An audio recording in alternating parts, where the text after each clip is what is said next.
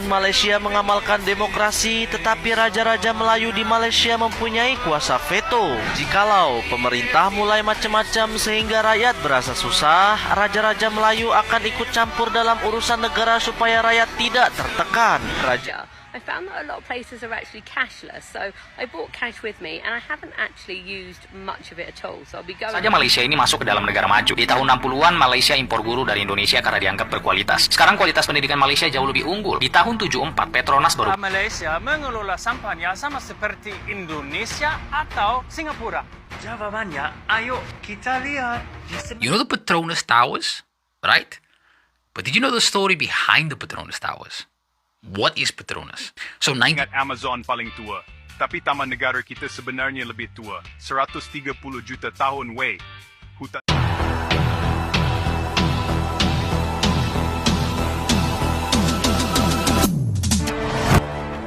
Pernah tak kita terfikir, kenapa orang dari negara maju sanggup tinggalkan keselesaan mereka dan datang ke Malaysia bukan untuk bercuti seminggu dua, tapi untuk tinggal, bekerja, malah membina hidup.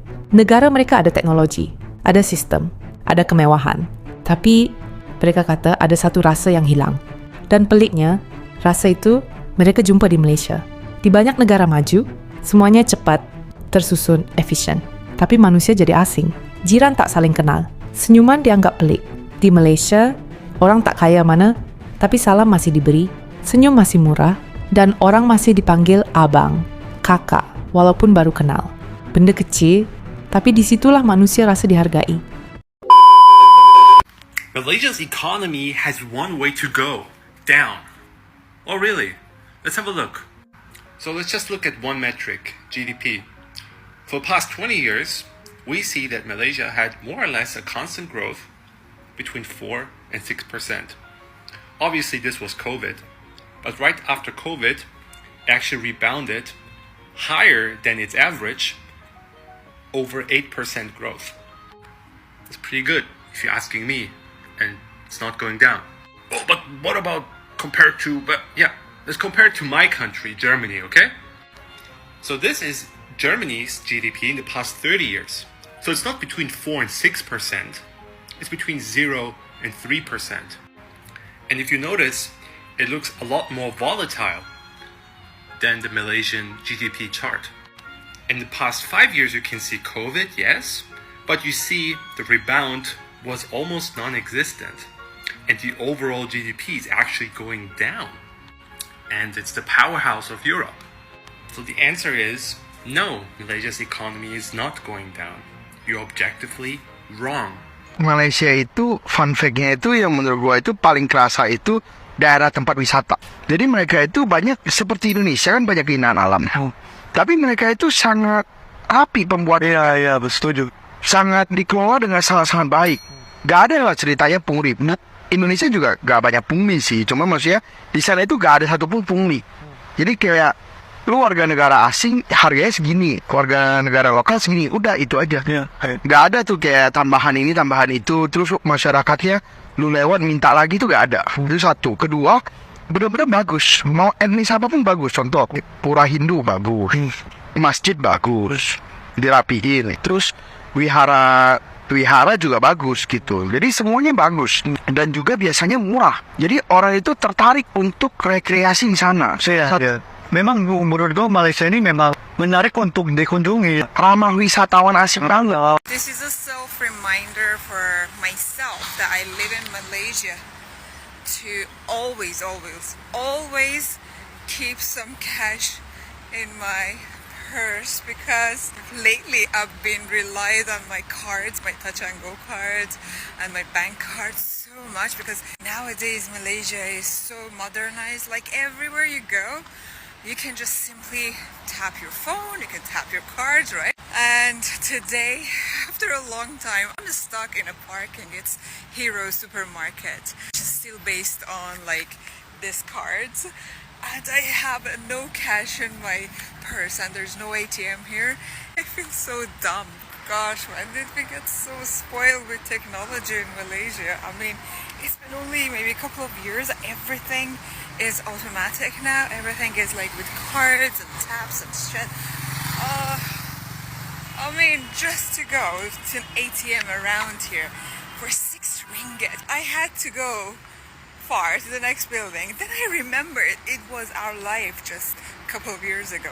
And now I'm so spoiled that I felt like this was difficult. Can you believe that? Remember, carry cash. Oh yes, it's for me. Guys, this is me iPad I left 2 weeks ago in the airport, and this is me. Okay, so we are so interested, so excited. It's like an adventure. Yes. Hi. We lost an iPad 2 weeks ago here.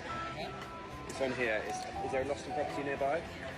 Lost and found is outside, so after immigration.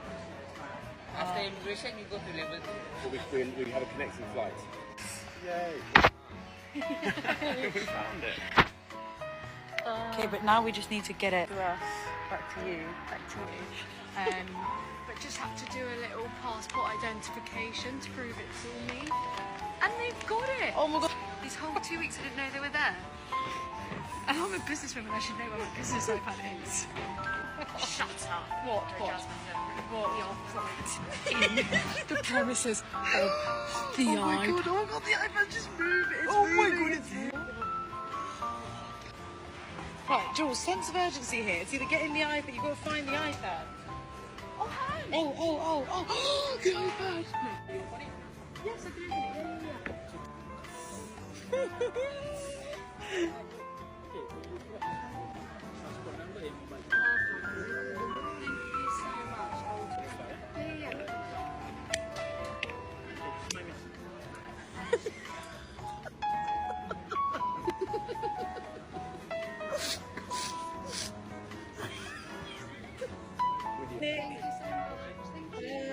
Inilah alasan mengapa penduduk Malaysia lebih sejahtera dibandingkan dengan Indonesia. Walaupun Malaysia mengamalkan demokrasi, tetapi raja-raja Melayu di Malaysia mempunyai kuasa veto. Jikalau pemerintah mulai macam-macam sehingga rakyat berasa susah, raja-raja Melayu akan ikut campur dalam urusan negara supaya rakyat tidak tertekan. Raja Melayu menjadi cek dan balance sistem politik Malaysia, dan itu membuatnya lebih stabil bila sistem politiknya lagi kacau balau.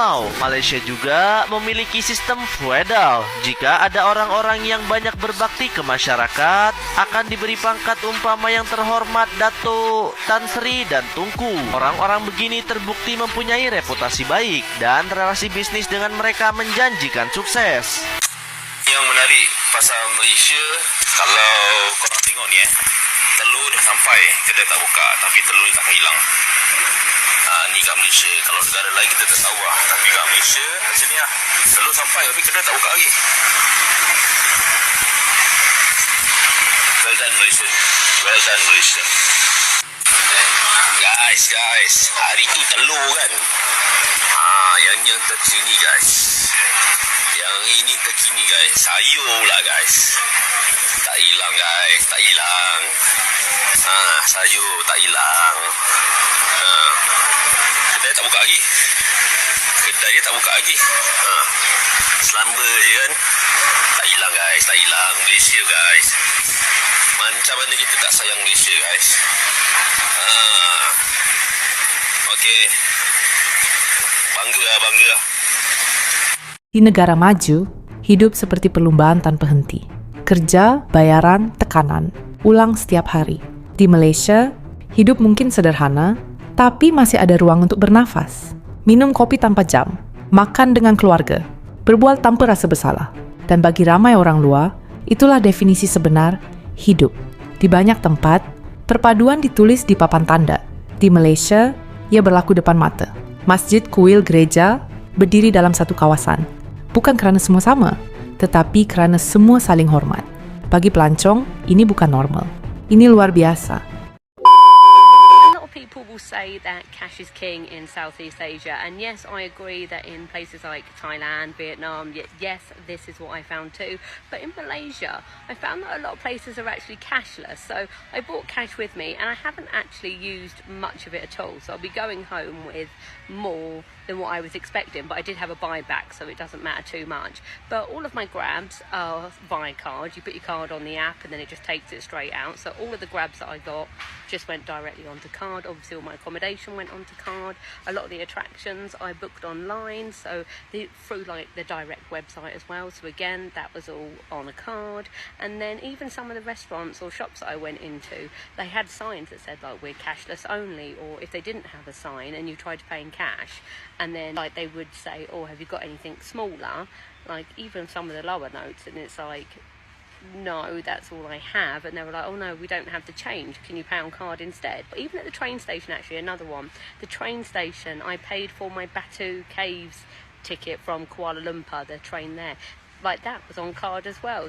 So I've just found that card in Malaysia seems to be more. Percaya nggak sih, Rin, kalau sebenarnya Malaysia itu telah jauh melampaui Indonesia dalam banyak bidang. Padahal dahulu Malaysia itu sempat mengimpor guru dari Indonesia loh. Dan Malaysia dulu sempat mempelajari cara mengelola ladang minyak di Indonesia. Namun sekarang Malaysia unggul dalam bidang-bidang itu. Ini luar biasa sih. Jadi Malaysia itu belajar kemudian mengembangkan sendiri lalu melampaui Indonesia. Bener banget, pantas saja Malaysia ini masuk ke dalam negara maju. Di tahun 60-an Malaysia impor guru dari Indonesia karena dianggap berkualitas. Sekarang kualitas pendidikan Malaysia jauh lebih unggul. Di tahun 74 Petronas baru berdiri. Mereka mempelajari cara mengelola ladang minyak ke Pertamina. Saat ini Pertamina kalah dari segi produksi dengan Petronas. Bahkan Pertamina setiap tahunnya impor minyak dari Petronas loh. Tahun 84 itu Indonesia capai swasembada beras dan Malaysia masih tergantung pada Thailand, Vietnam, dan Pakistan. Tapi sekarang Malaysia itu produksi berasnya 3 kali lipat dibandingkan Indonesia. Dan aku yakin masih banyak lagi yang nunggu di Malaysia dari berbagai bidang, Ri. Iya bener banget, ini tuh jadi sorotan bukan karena kita ingin menjelekkan negara ya, tapi kok bisa gitu ya, negara yang sangat luas, kaya, dan sumber dayanya banyak, manusianya banyak yang pintar juga, dilampaui oleh Malaysia, padahal dulu kita yang bimbing mereka.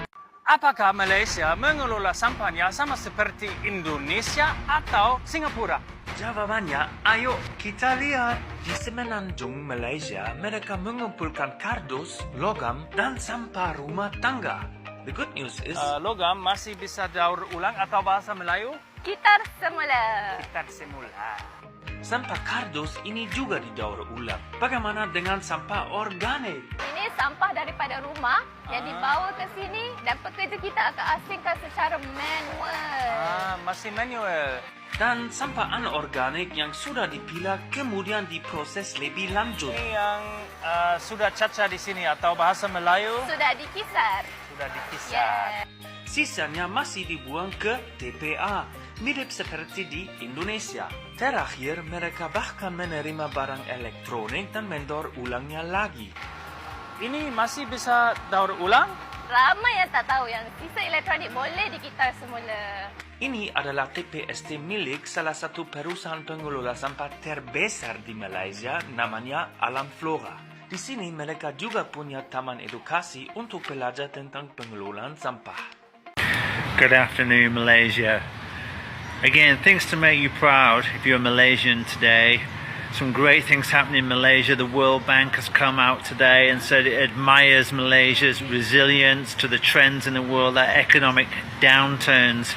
In Malaysia, the third quarter, 5.2% growth, less than 3% unemployment.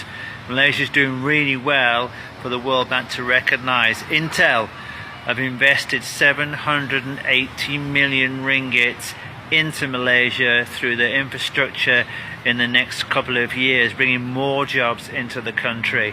Something else that was interesting today, the search again for Malaysia 370 will resume next month, a deep water search. Credit to the Malaysian government for not giving up on this, to making sure that we get some answers after all these years.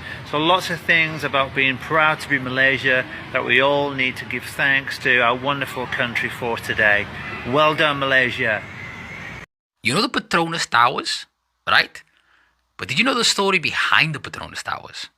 What is Petronas? So 1973, there's a global oil crisis that hits. Arab oil producers cut their supplies, and so prices start to skyrocket. Malaysia realizes, we have oil, but we don't control it. Western giants like Shell and Esso dominate Malaysia's oil, which means that the money leaves the country. The turning point is in 1974. Malaysia responds by creating a national oil company called Petronas. 17 August 1974, Petronas is born. The Petroleum Development Act gives Petronas full ownership and control of all oil and gas in Malaysia. Foreign companies now have to work with Petronas or for them. Boss move. Petronas renegotiates all existing agreements. Foreign oil companies now have to operate as contractors to Petronas. I love this. By 1975, no oil company can drill in Malaysia without Petronas' approval. Now, their growth started quite small, but it expands across the whole oil and gas value chain. Exploration, production, refining, petrochemicals, retail, Petronas petrol stations. They go global. Today, Petronas operates in over 50 countries. But I think the best part of this for me is how Petronas funds education and development in their country, or even around the world. They built the university, or the technology university of Petronas, but they also give thousands of scholarships and they support infrastructure and public hospitals. Then in the 1990s, Petronas builds a new HQ and a symbol of national pride. Petronas Twin Towers are completed in 1996 and officially opens in 1999 and is still standing today. At the time, it was the tallest buildings in the world. You see, when resource wealth is managed by the people, for the people, it can fund progress. But countries that let foreign firms dominate often stay poor. South Africa and others, are you taking notes? Malaysia mungkin kecil di peta, tapi korang tahu tak? Kita ada benda-benda yang tak semua negara ada. Di Putrajaya, ada bulatan jalan paling besar di dunia. Panjang dia 3.5 kilometer. Besar sampai boleh buat satu kampung dalam tu. Ramai ingat Amazon paling tua. Tapi taman negara kita sebenarnya lebih tua. 130 juta tahun weh. Hutan tertua di dunia, geng. Negara lain ada raja seumur hidup. Tapi Malaysia, raja kita tukar setiap 5 tahun. Sistem ni unik, namanya yang di Pertuan Agong. Kalau kau food hunter, Penang adalah syurga. Char Kway Teow, Nasi Kandar, CNN dan Lonely Planet pun pernah puji street food kat sana. Menara berkembar Petronas dulu pernah jadi bangunan paling tinggi di dunia dan sampai sekarang masih tertinggi dalam kategori Twin Towers. Mana satu paling buat kau kejut? Malaysia mungkin bukan yang paling canggih, bukan yang paling kaya, bukan yang paling sempurna. Tapi Malaysia ada sesuatu yang semakin hilang di banyak negara maju, rasa menjadi manusia. Dan mungkin sebab itulah, orang hanya benar-benar faham Malaysia bila mereka hampir kehilangannya. Kalau dunia sedang bergerak terlalu laju, mungkin jawapannya bukan bergerak lebih pantas, tetapi belajar daripada Malaysia. Kalau kisah ini buat anda berfikir, jangan lupa subscribe Arus Story. Kerana di sini, kita bukan sekadar bercerita, kita mengingatkan apa yang hampir dilupakan. Arus Story dari lensa dan cerita. Bukan sahaja dihayati, tapi dipelajari.